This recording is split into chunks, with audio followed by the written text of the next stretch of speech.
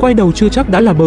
Sau khi chặn tương tác từ người dùng Việt Nam, blogger Nhật nhận vơ lên tiếng xin lỗi nhưng vẫn khiến Giang cư mận sục sôi vì lý do này. Ngày hôm nay 28 tháng 11, dân cư mạng Việt Nam đã vô cùng phẫn nộ vì việc một blogger Nhật có hành động nhận vơ nhân viên cúi đầu xin lỗi khách vì chuyến bay bị delay là người Nhật. Thực chất, những người trong bức ảnh này là nhân viên của hãng hàng không Việt Nam Airlines. Điều này được thể hiện rõ qua trang phục và khung cảnh sân bay Tân Sơn Nhất. Sau một thời gian đăng tải bức ảnh, blogger người Nhật đã có hành động gỡ bài viết và lên tiếng xin lỗi vào chiều ngày 28 tháng 11. Tuy nhiên, cư dân mạng Việt Nam vẫn không hài lòng vì lời xin lỗi này do họ cho rằng bài viết vô cùng thiếu thành ý, thậm chí không giải thích về hành động xóa bình luận và chặn người Việt trong bài viết trước. Hiện blogger chưa tiếp tục lên tiếng về vấn đề này.